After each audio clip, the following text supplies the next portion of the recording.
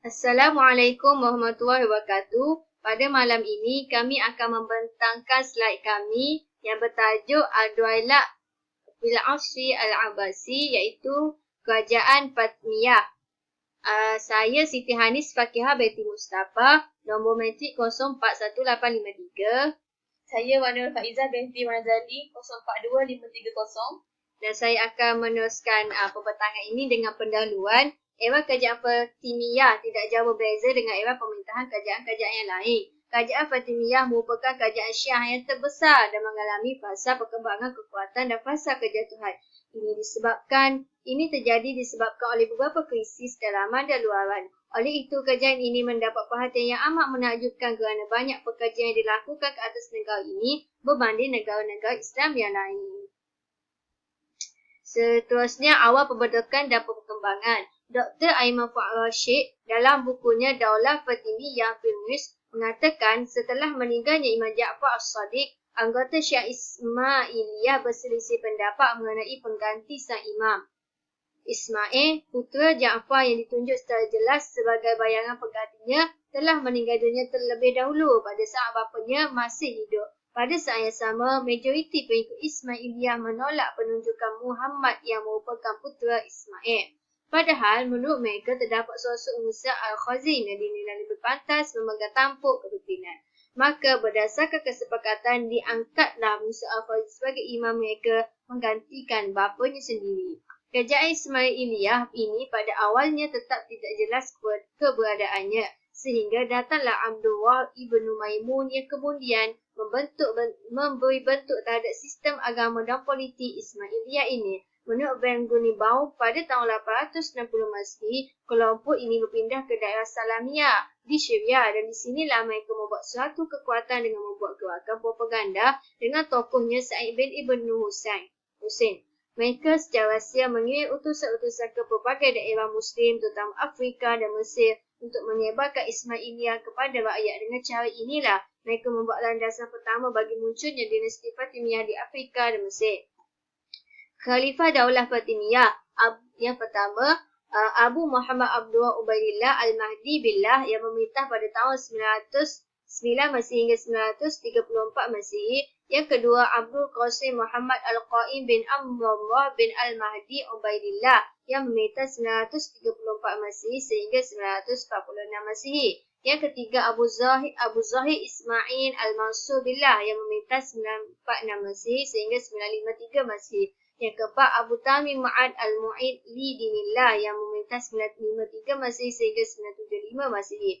Yang kelima, Abu Mansur Nizam Al-Aziz Billah yang memerintah 975 Masehi sehingga 996 Masehi. Yang keenam, Abu Ali Al-Mansur Al-Hakim bin Amrullah yang memerintah 996 Masehi sehingga 1021 Masehi. Yang ketujuh, Abu Al-Hasan Hasan Ali Al-Zahir Lil-Izzaz Dinillah yang memerintah 1021 Masehi sehingga 1036 Masehi. Yang ke-8, Abu Tamim Ma'ad Al-Muntasir Billah yang memerintah 1036 Masehi sehingga 1094 Masehi.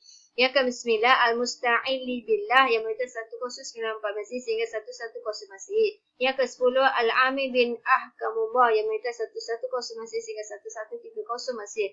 Yang ke-11, Abdul Al-Majid Al-Hafiz yang memerintah 1130 Masehi sehingga 1149 Masehi. Yang kelima, Al-Zafir yang memerintah 1149 Masehi sehingga 1154 Masehi. Yang ke-13, Al-Faiz yang memerintah 1154 Masehi sehingga 1160 Masehi. Dan yang terakhir, Al-Adi yang memerintah 1160 Masehi sehingga 1171 Masehi.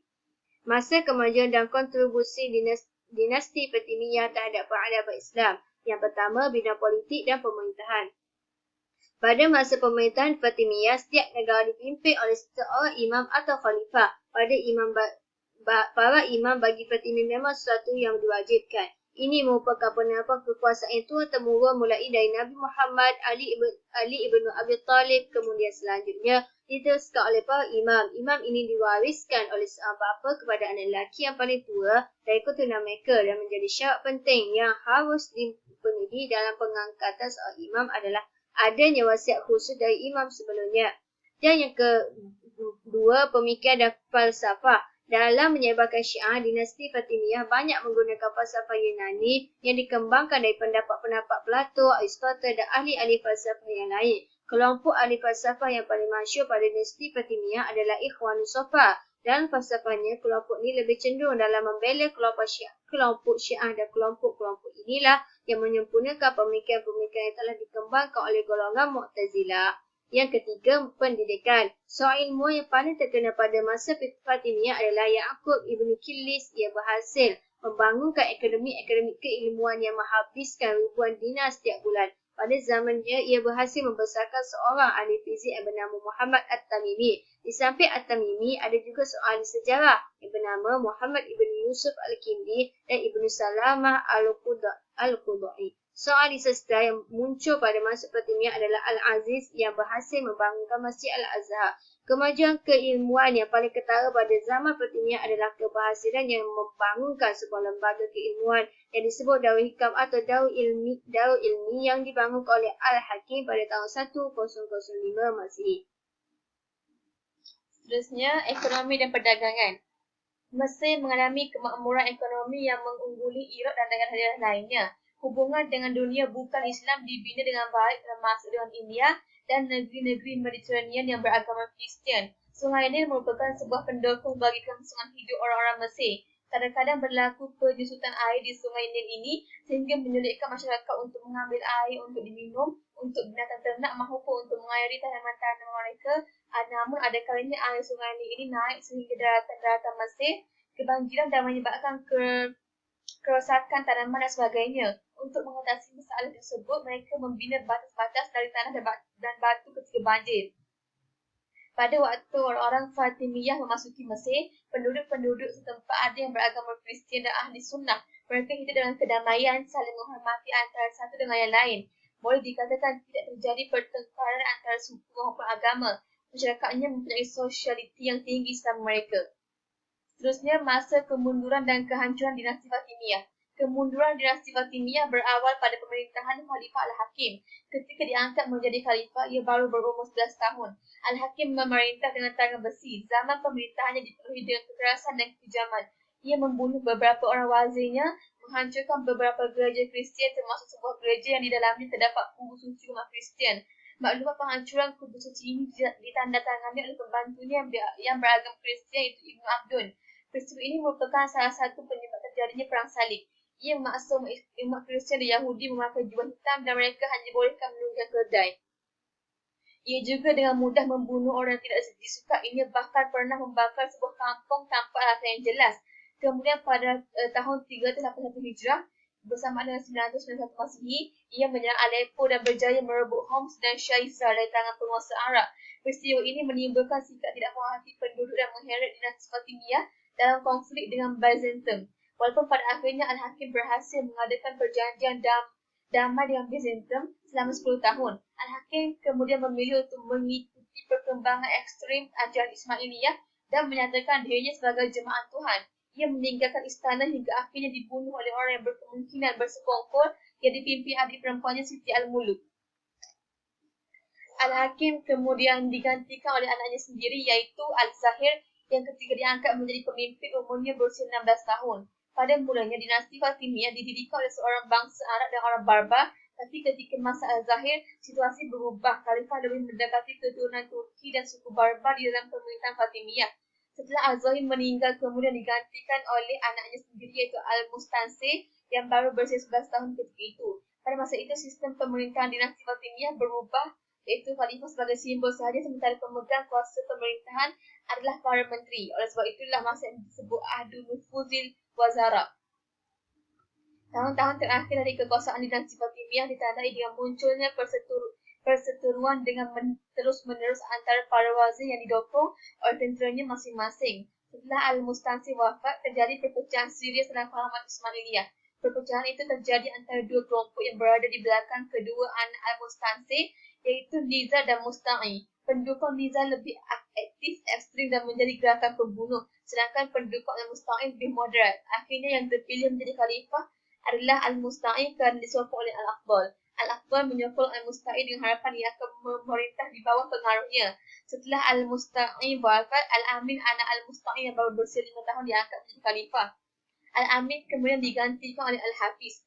Anak dan penggantinya, Al-Zafir diangkat menjadi khalifah dan berusia yang sangat muda hingga merasa tidak mampu menghadapi tentera Salib. Khalifah Al-Zafir melalui wazirnya Ibnu Salam meminta bantuan kepada Nuruddin Az-Zanki, iaitu penguasa Suriah di bawah kekuasaan Baghdad. Nuruddin mengirim pasukan ke Mesir di bawah Panglima Syirkuh dan Salahuddin Yusuf bin Al-Ayyubi yang kemudian memendung pemberontakan tentera Salib ke Mesir. Kemudian kekuasaan Al-Zafir direbut oleh wazirnya Ibnu Salah. Tapi Ibnu Salah kemudian dibunuh dan Al-Zafir juga terbunuh secara misteri. Kemudian naiklah Al-Faiz atau anak Al-Zafir yang diangkat menjadi khalifah pada usia yang sangat muda, iaitu 4 tahun. Khalifah muda ini meninggal pada usia 11 tahun dan digantikan oleh sepupunya Al-Adid yang baru berusia 9 tahun. Maka pada tahun 1197 Masehi, pasukan Nuruddin Az-Zanki untuk kali keduanya menakluki Mesir di bawah pimpinan Syirkuh dan Salahuddin. Kedatangan mereka kali ini tidak hanya membantu melawan kaum Salib tapi juga untuk menguasai Mesir. Akhirnya pasukan Nuruddin berhasil mengalahkan tentera Salib dan menguasai Mesir.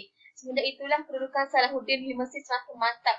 Antara lagi ia mendapat sokongan dari masyarakat yang majoritinya Sunni. Peristiwa ini menyebabkan kuatnya pengaruh Nuruddin Az-Zanki dan panglimanya Salahuddin Al-Ayyubi. Puncak yang terjadi pada masa Al-Adid. Pada masa pemerintahannya, Salahuddin telah menduduki jabatan wazir. Dalam kekuasaannya, Salahuddin Al-Ayyubi mengadakan pertemuan dengan para pembesar untuk menyelenggarakan khutbah dengan menyebut nama Khalifah Abbasiyah Al-Mustadi. Ini adalah simbol dari runtuhnya dan berakhirnya kekuasaan dinasti Fatimiyah untuk kemudian diganti oleh dinasti Fatimiyah untuk kemudian diganti oleh dinasti Ayyubiyah. Penutup dari yang tersebut, kita boleh mengambil beberapa intisari yang sangat menakjubkan. Betapa keberadaan dinasti Fatimiyah ini menjadi pengaruh yang sangat besar terhadap kemajuan peradaban Islam mulai dari bidang politik, pemerintahan, pemikiran dan falsafah, pendidikan, ekonomi dan perdagangan, sosial, masyarakatan, pemahaman agama dan lain-lain. Sekian daripada kami.